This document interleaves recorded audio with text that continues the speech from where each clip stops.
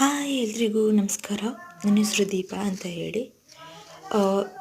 ನಾನಿಲ್ಲಿ ನಿಮಗೆ ತೋರಿಸ್ತಾ ಇರೋವಂಥ ಒಂದು ಪ್ರಾಪರ್ಟೀಸ್ ಏನಿದೆ, ಇದು ಯಕ್ಷಗಾನಕ್ಕೆ ಅಂತ ಹೇಳ್ಬಿಟ್ಟು ನಾನು ರೆಡಿ ಮಾಡಿದ್ದು.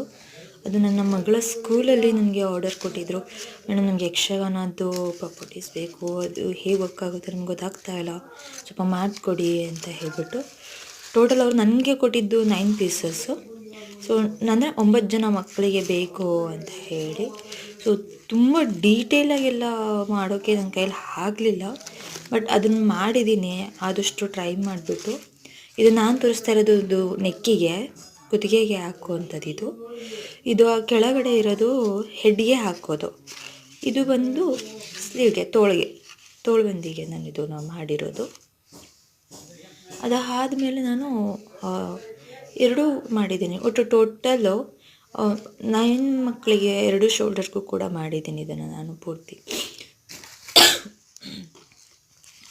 ಇದು ಬಂದು ನಾನು ಹಿಪ್ಗೆ ಮಾಡಿರೋದು, ಸೊಂಟಕ್ಕೆ ಹಾಕ್ಲಿಕ್ಕೆ. ಅದು ಉದ್ದ, ಅದು ಬಂದುಬಿಟ್ಟು ಬಟ್ಟೆಯಲ್ಲಿರುತ್ತೆ, ಆದರೆ ನಾನು ಇದನ್ನು ಈ ರೀತಿ ಮಾಡಿದ್ದೀನಿ. ಸೊ ನಾರ್ಮಲಾಗಿ ಇರಲಿ ಅಂತ ಹೇಳ್ಬಿಟ್ಟು ಇದು ಹ್ಯಾಂಡ್ಗೆ ಅಂತ ಹೇಳ್ಬಿಟ್ಟು ಮಾಡಿರೋದು, ಖಡ ಥರ ಟೈಪಲ್ಲಿ, ಬಳೆ ಥರ ಟೈಪಲ್ಲಿ. ಇದು ಇಷ್ಟೂ ನಾನು ಎದ್ರಲ್ಲಿ ಮಾಡಿದ್ದೀನಿ, ಕಾರ್ಡ್ಬೋರ್ಡ್ ಬಾಕ್ಸ್ಗಳಲ್ಲಿ ನಾನು ಇದನ್ನು ಮಾಡಿರೋದು. ಇದು ಕಂಪ್ಲೀಟಾಗಿ ಮಾಡಿರೋದು ನಾನು.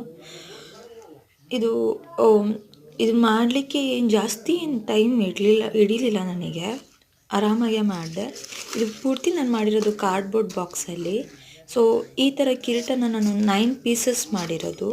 ಇದು ಬಂದು 18 ಪೀಸ್ಗಳನ್ನ ಮಾಡಿದ್ದೀನಿ. ಹ್ಯಾಂಡ್ಗೂ ಕೂಡ 18 ಪೀಸ್ಗಳು ಮಾಡಿದ್ದೀನಿ. ನೆಕ್ಕಿಗೆ 9 ಪೀಸ್ ಮಾಡಿದ್ದೀನಿ.